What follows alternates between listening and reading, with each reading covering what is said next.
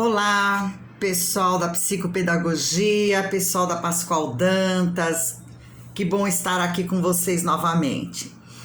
Hoje o tema parece estar sendo ansiedade e várias pessoas falarão a respeito disso.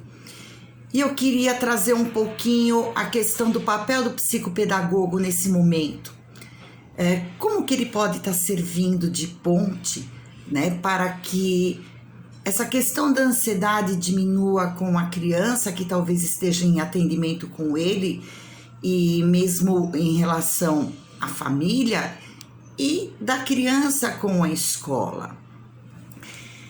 Nesse período de isolamento, o que nós percebemos foi o seguinte: muitos dos sintomas de ansiedade começaram a aparecer não somente por causa do isolamento, porque eu acredito que de um mês para cá em diante é que realmente vamos estar sofrendo efeitos palpáveis, né, justificados pelo confinamento.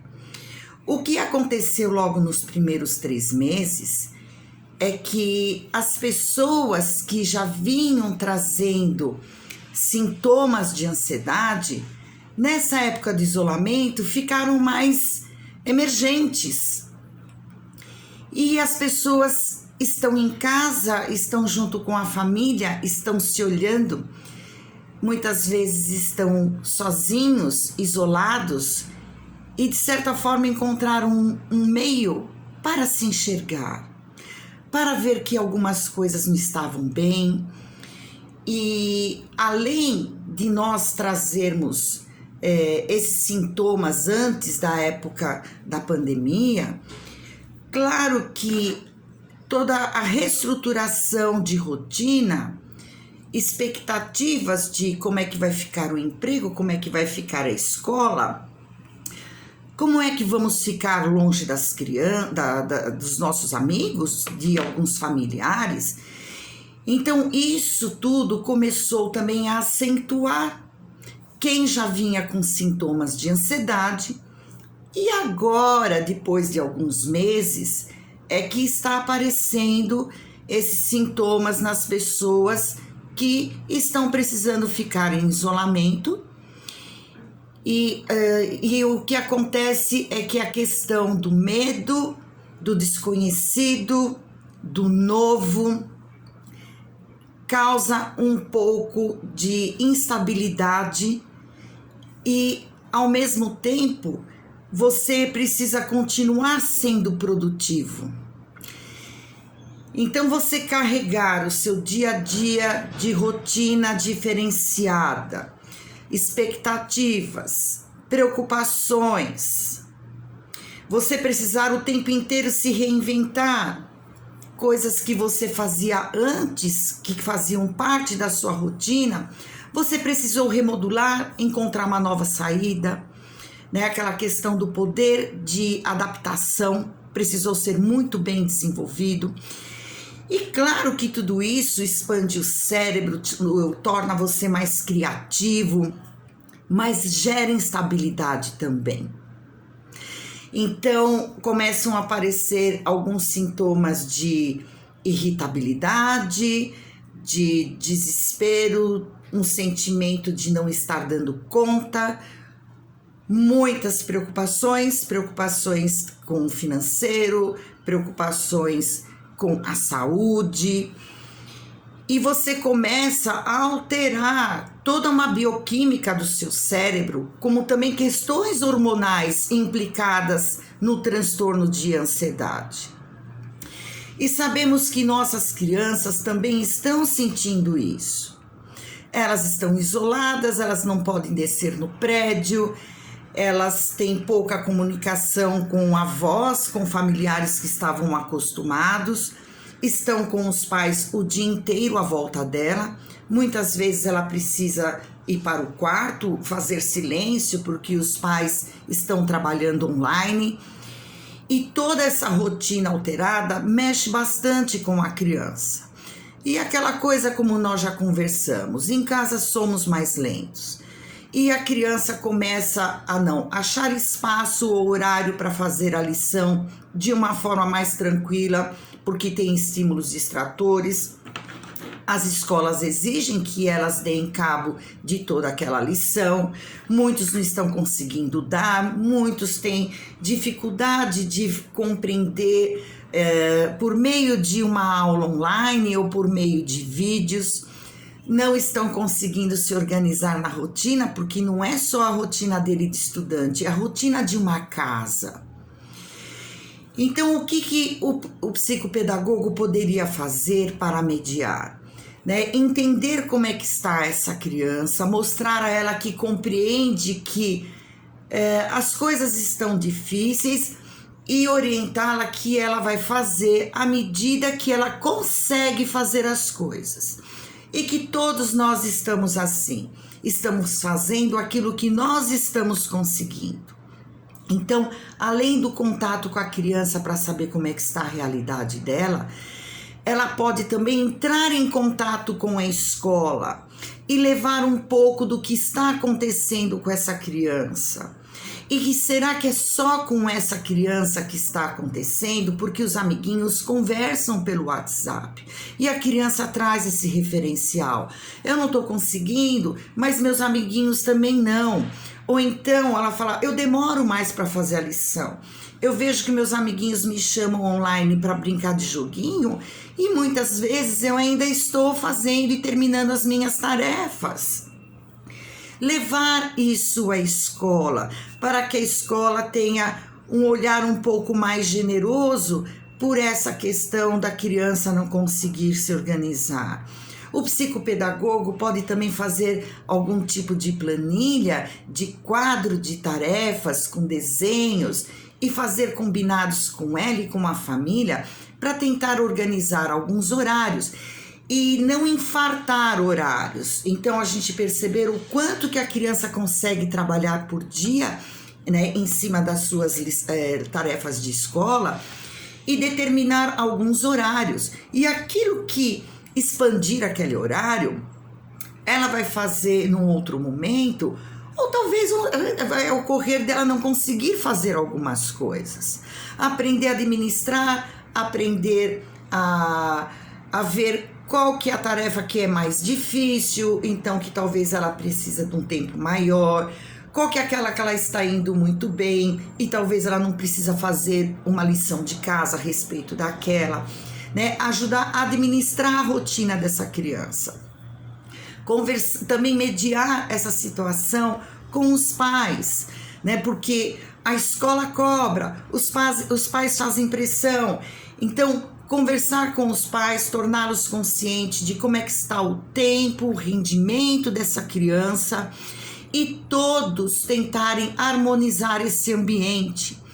Orientar também a família na sua rotina, porque todos estão dividindo aparelhos, todos estão dividindo espaços e assim tudo precisa ser combinado de como que as pessoas vão utilizar os aparelhos, qual é o espaço que ela precisa usar em determinado tempo. Então a criança vai fazer lição, as mães vão precisar providenciar alguma mesa para ficar no quarto dela, ensiná-la a deixar sempre carregado o seu celular para que ela possa ver as aulas, ela estar num ambiente fechado, com poucos estímulos de pessoas da casa circulando, dela escutar o pai e a mãe trabalhando, estando em call com a empresa. Então, de organizar esse quarto da criança para que ela consiga fazer uma tarefa mais centrada. E mesmo entre os familiares, fazerem esses acordos de aparelhos e espaços. Então, se o pai tem uma chamada em call, não adianta ele pedir para todo mundo ficar quieto. É um momento que também ele precisa se reservar num quarto ou num escritório, porque a casa tem outro andamento, né? Aquela coisa do chegar compra, chegou alguém da rua, tem alguém assistindo televisão. Todos esses momentos a família precisa sentar, conversar e se organizar, né? Porque assim, ninguém pode sair desfalcado nessa situação. E muitas vezes os pais acham que o emprego dele é mais interessante e deixam a criança à deriva. Às vezes não tem uma impressora, mesmo que seja baratinha, preto e branco, para que ela possa imprimir as atividades que a terapeuta ou que a própria escola manda, para que talvez ela tenha esse material para ler, porque cansa o tempo inteiro ficar estudando e fazendo as coisas pela tela. Então veja como o psicopedagogo, ele pode mediar para que toda essa questão da organização da rotina e também da organização da pessoa, de como ela está, o que ela pode fazer, como ela pode se organizar, e dela tomar consciência de que ela está mais lenta e ela não vai dar conta de tudo, né? E a criança começa a se sentir culpada, pressionada, acelerada, e fica muito triste de não dar conta. Então, quando os sintomas de ansiedade aparecem, a primeira coisa que a gente precisa fazer se chama higiene de ambiente. Por vezes, o ambiente, ele estimula, né? Ele está tão desorganizado que ele estimula a pessoa a ficar perdida, preocupada, e aí ela começa a ter medos, e a criança começa a apresentar sintomas de irritabilidade, problemas de apetite, de falta de apetite, ou então de querer comer toda hora, problemas do sono. Ele não vai dormir ou ele não está conseguindo dormir, ou ele está muito agitado. Fazer uma rotina de sono. Então, quando chegar uma determinada hora da noite, fazer isso todos os dias. Isso é bom para os adultos também. A gente ensina o nosso cérebro de desligar. Então, a partir das 7 horas da noite, tentar não trabalhar mais, não fazer mais lições. Então, tomar um banho, pôr um pijama ou uma roupa confortável, né? A janta, e a família sentar e assistir a um filme, contar uma história, bater um papo, para que isso tudo diminua e você consiga ir menos acelerado para ir dormir. Então, observar, né, o sono da criança, começar a observar se as pessoas da casa estão tendo algum tipo de doença de queda de resistência, como herpes zoster, como infecção urinária, né, algum tipo de resfriados, doenças epidérmicas. Tudo isso está aparecendo. Então, por vezes, quando o caso está muito grave, que a pessoa começa a ter muitos sintomas e começa a entrar em sofrimento, seria interessante o psicopedagogo estar atento para conversar com a criança ou com os pais e encaminhá-los para fazer um processo terapêutico que os psicólogos estão atendendo online, né? Eu consegui atender todos os meus pacientes online, até as minhas crianças também, e está dando muito certo, né? Está sendo eficiente, está sendo eficaz. Então, de encaminhar, de orientar, fazer essa higiene de ambiente e ficar percebendo entre uma sessão ou outra como é que está o semblante dessa criança. Ela está mais abatida, ela está mais acelerada, ela está mais lentificada. Se você pergunta, tenta lembrar o que nós fizemos na outra sessão, e você percebe que ela tem um período de latência muito grande para lembrar, para trazer alguma coisa de lá. Se você mostra uma figura e ela está um pouco desatenta, não percebe detalhes, então, por meio das brincadeiras, dos jogos, nós conseguimos perceber como que essa criança está funcionando. E o psicopedagogo, ele pode ser mediador de tudo isso.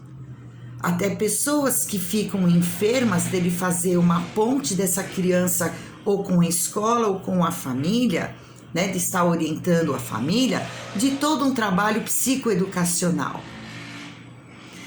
E agora nós vamos começar a ver nesse estudo longitudinal que todos nós terapeutas estamos fazendo em relação aos problemas de ansiedade que começaram a aparecer também devido ao confinamento, e vamos ter mais ideias de o que podemos fazer, né, pelas pessoas para que a gente consiga trabalhar essa questão da qualidade de vida. Sabemos também que estamos muito parados. As crianças precisam fazer exercícios, e a gente consegue achar no YouTube professores ensinando a pular corda, aquela de mão, dá para você pular num lugar dentro, às vezes, de um apartamento, algumas brincadeiras de aula de dança, tem professores dando street dance para as crianças, que é mais animado, que tem música. Estão tendo aula de músicas online e está dando muito certo, até a aula de piano está dando certo.